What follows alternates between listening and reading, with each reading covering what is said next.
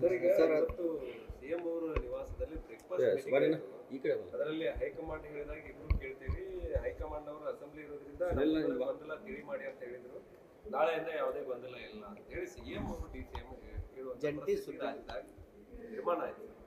ರಾಜ್ಯದ ರೈತರು ಈ ವರ್ಷ ಅತಿವೃಷ್ಟಿಯಾಗಿದ್ದರಿಂದ ಭಾಳ ದೊಡ್ಡ ಪ್ರಮಾಣದಲ್ಲಿ ಬೆಳೆ ಹಾನಿಯಾಗಿದೆ ಮತ್ತು ಅಳಿದುಳಿದ ಬೆಳೆಗಳನ್ನು ಬೆಂಬಲ ಬೆಲೆಯಲ್ಲಿ ಖರೀದಿ ಮಾಡಬೇಕಂತಂದ್ರೆ ಖರೀದಿ ಕೇಂದ್ರ ತೆರೆಯುವಲ್ಲಿ ಇವರ ಜಂಜಾಟದಲ್ಲಿ ಎಲ್ಲೂ ಖರೀದಿ ಕೇಂದ್ರಗಳು ತೆರಲಿಲ್ಲ.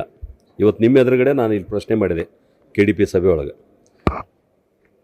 5% ಸಹಿತ ಖರೀದಿ ಆಗಿಲ್ಲ ಇವ್ರ ಕಡೆಯಿಂದ. ಎಷ್ಟು? 105% ಸಹಿತ ಖರೀದಿ ಆಗಲಿಲ್ಲ.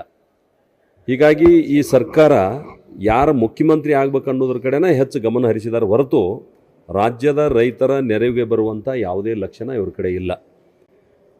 ಇತ್ತೀಚೆಗೆ ಕಬ್ಬು ಬೆಳೆಗಾರರು ಕೂಡ ಹೋರಾಟ ಮಾಡಿದರು, ನಾನು ಕೂಡ ಸಭೆಯಲ್ಲಿ ಭಾಗವಹಿಸಿದ್ದೆ. ಕಾರ್ಖಾನೆಯವ್ರ ಮೇಲೆ ಇವರಿಗೆ ಹಿಡಿತಾ ಇಲ್ಲ.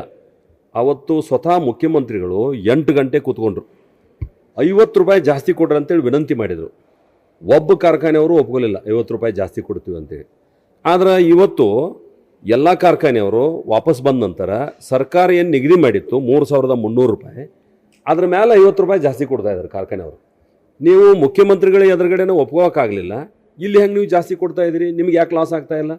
ಲಾಸ್ ಆಗುತ್ತೆ ಅಂತ ಎಲ್ಲರೂ ಹೊಡ್ಕೊಂಡ್ರಲ್ಲಿ. ಈಗ ಹೊರಗೆ ಬಂದ ಮೇಲೆ ನೀವು 50 ರೂಪಾಯಿ 60 ರೂಪಾಯಿ ಜಾಸ್ತಿ ಕೊಡ್ತಾ ಇದ್ದಿಲ್ಲ ಅಂದರೆ ನೀವು ಒಂದು ಕಡೆ ಕಾರ್ಖಾನೆ ಸರ್ಕಾರದ ಹಿಡಿತದಲ್ಲಿಲ್ಲ, ಎಲ್ಲೋ ಈ ವ್ಯವಸ್ಥೆ ಮೇಲೆ ಮುಖ್ಯಮಂತ್ರಿಗಳು ಹಿಡಿತವನ್ನು ಕಳ್ಕೊಂಡಿದ್ದಾರೆ ಅಂತ ನನಗನ್ನಿಸ್ತಾ ಇದೆ. ಒಂದು, ಗೋವಿನ ಜೋಳ 2,400 ರೂಪಾಯಿ ಬೆಂಬಲ ಬೆಲೆಯಲ್ಲಿ ಖರೀದಿ ಮಾಡಬೇಕಾಗಿತ್ತು, 1,100-1,200 ರೂಪಾಯಿ ಖರೀದಿ ಆಗ್ತಾಯಿದೆ. ರೈತರು ಬೀದಿಗೆ ಬಂದಿದ್ದಾರೆ.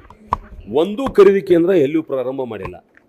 ಅಂದರೆ ಈ ಸರ್ಕಾರ ಅತ್ಯಂತ ಸ್ಪಷ್ಟ ಬಹುಮತ ಇದ್ದರೂ ಕೂಡ ಒಂದು ಗಟ್ಟಿಯಾದ ಆಡಳಿತ ಕೊಡುವಲ್ಲಿ ವಿಫಲ ಆಗಿದೆ. ಮುಖ್ಯಮಂತ್ರಿ ಕುರ್ಚಿ ಅತಂತ್ರ ಆಗ್ಯದ. ಮುಖ್ಯಮಂತ್ರಿಗಳು ತಮ್ಮ ಕುರ್ಚಿ ಉಳಿಸ್ಕೊಳ್ಳೋಕೆ ಅವ್ರು ಹೋರಾಟ ಮಾಡ್ತಾ ಇದ್ದಾರೆ, ಉಪಮುಖ್ಯಮಂತ್ರಿಗಳು ಆ ಕುರ್ಚಿ ಹಿಡ್ಕೋಕೆ ಅವ್ರು ಹೋರಾಟ ಮಾಡ್ತಾ ಇದ್ದಾರೆ. ಹೀಗಾಗಿ ರೈತರ ಪಾಲಿಗೆ ಈ ಸರ್ಕಾರ ಸತ್ತು ಹೋಗಿದೆ. ಇತ್ತೀಚೆಗೆ ಮಳೆ ಬಂದು ಪ್ರವಾಹ ಆಗಿ ಕಳೆದ 2-3 ವರ್ಷದ ಹಿಂದೆ ಏನಾಗಿತ್ತು, ನಮ್ಮ ಸರ್ಕಾರ ಇದ್ದಾಗ 5 ಲಕ್ಷ ರೂಪಾಯಿಗಳ ನಾವು ಮನೆಗೆ ಪರಿಹಾರ ಕೊಟ್ಟಿದ್ದೀವಿ. 2ನೇ ಹಂತದಲ್ಲಿ ಮತ್ತೂ ಪರಿಹಾರ ಕೊಟ್ಟರು 5 ಲಕ್ಷ ರೂಪಾಯಿ. ಆವಾಗ ಮನೆಗಳನ್ನು ಯಾರು ಕೆಡ್ಕೊಂಡಿದ್ರು 7,000 ಮನೆಗಳಿಗೆ ಇವತ್ತಿನ ತನಕ ಈ ಸರ್ಕಾರ 1 ರೂಪಾಯಿ ಬಿಡುಗಡೆ ಮಾಡೋಕ್ಕಾಗ್ತಾ ಇಲ್ಲ. ಇವತ್ತು ಕೂಡ ಆ ವಿಷಯ ನಿಮ್ಮ ಎದುರುಗಡೆ ನಾವು ಪ್ರಸ್ತಾಪ ಮಾಡಿದೆ. ಜನ ಬಂದು ಕುಂತಾರೆ ಎಲ್ಲರೂ. ಈ ರೀತಿ ಆದರೆ ಜನರ ಪರಿಸ್ಥಿತಿ ಹೆಂಗೆ, ಸರ್ಕಾರ ಏನು ಮಾಡ್ಬೇಕಂತ ಹಿಂಗಾದ್ರೆ ಅದಕ್ಕೆ ನಾನು ಹೇಳ್ತಾ ಇದ್ದೀನಿ, ಕಾಂಗ್ರೆಸ್ ಸರ್ಕಾರ ಸ್ಪಷ್ಟ ಬಹುಮತ ಇದ್ದರೂ ಆಡಳಿತ ನಡೆಸುವಲ್ಲಿ ವಿಫಲ ಆಗಿದೆ. ಯಾವುದೇ ಇಲಾಖೆಯ ಮಂತ್ರಿಗಳು, ಬರೀ ಮುಖ್ಯಮಂತ್ರಿ ಅಷ್ಟೇ ಹೇಳ್ತಾ ಇಲ್ಲ, ಯಾವುದೇ ಇಲಾಖೆಯ ಮಂತ್ರಿಗಳು ಇಡೀ ರಾಜ್ಯದ ಪ್ರವಾಸ ಮಾಡಲಿಲ್ಲ. ಎಲ್ಲೂ ಮಾಡಿದ್ದಾರೆ ಯಾರೇ ಮಂತ್ರಿಗಳು ತಮ್ಮ ಇಲಾಖೆಯೊಳಗೆ ಏನಾಗ್ತಾ ಇದೆ ಅಂತ ನೋಡಿದಾರ?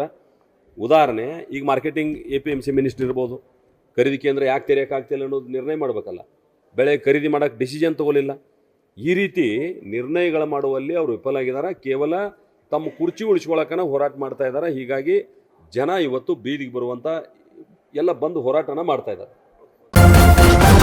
ನ್ಯೂಸ್ ಫಸ್ಟ್, ನಿರ್ಭೀತಿಯಿಂದ ನಿಮ್ಮ ಪರವಾಗಿ.